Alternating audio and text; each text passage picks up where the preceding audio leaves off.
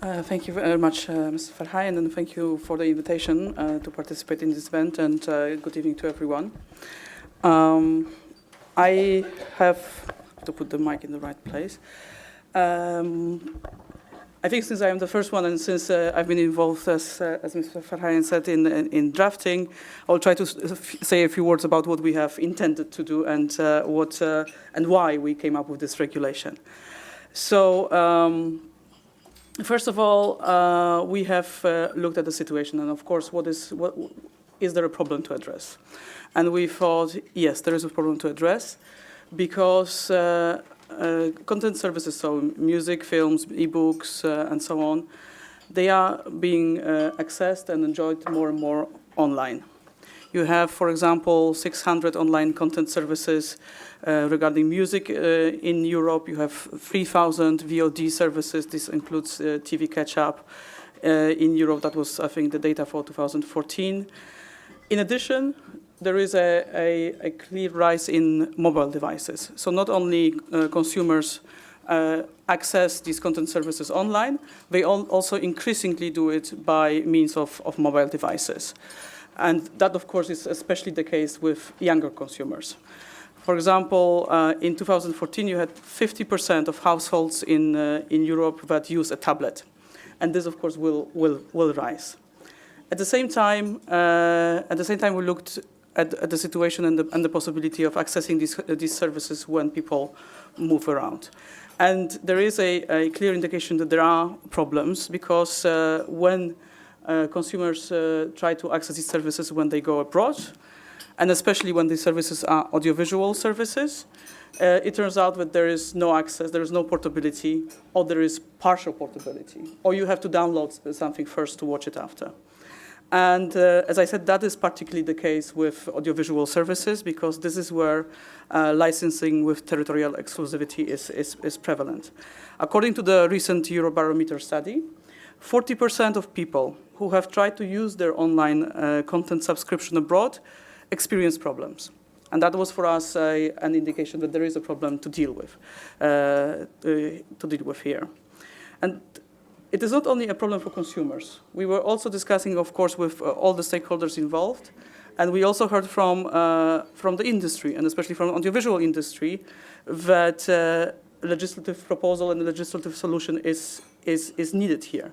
Because if they wanted to provide portability, that would mean they would have to amend the whole existing complex network of contracts that currently ensure exclusivity.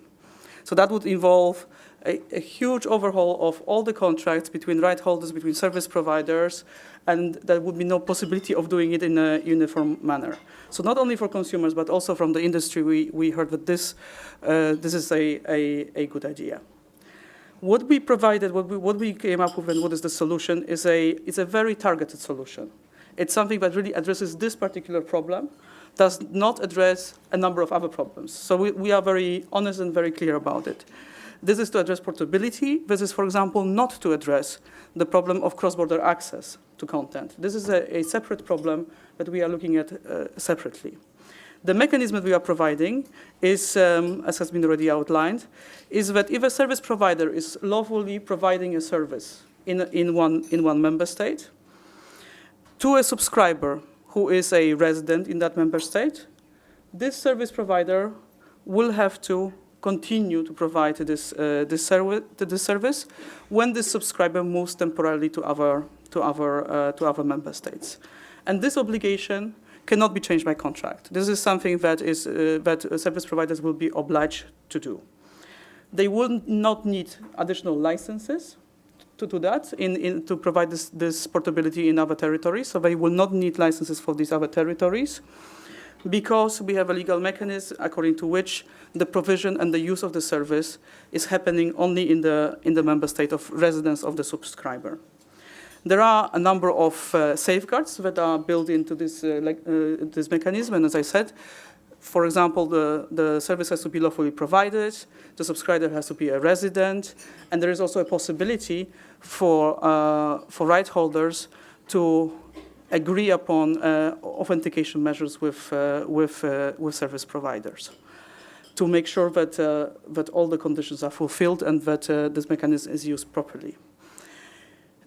As regards the online content services, just very quickly, these are all services that the main feature of which is access to copyright-protected content. So these are services that offer films, music, ebooks online, but not only. It also includes audiovisual media services, and therefore services, online services that, for example, provide access to sports, even though it's not something that is protected by copyright, are also included. There is, what we cover are those services that are paid for, and there is a special provision for unpaid services, for those services for which there is no payment of money. These services are not automatically in the scope of the regulation. They only are in the scope of the regulation if they have verification systems to verify the member state of residence of the subscribers. So we don't impose unnecessary burden. We are looking at these services because they don't usually have, or very often do not have these verification systems, but only when they have such verification systems, they fall within the scope of the regulation. And that is I would say, the outline. I don't want to take too much time, but of course, since this was adopted, the main discussion, and I'm sure that we'll be discussing it here in more detail, is around the notion of habitual residence and around the notion of temporary presence. And this is something that we are listening with attention to and are very interested in this discussion.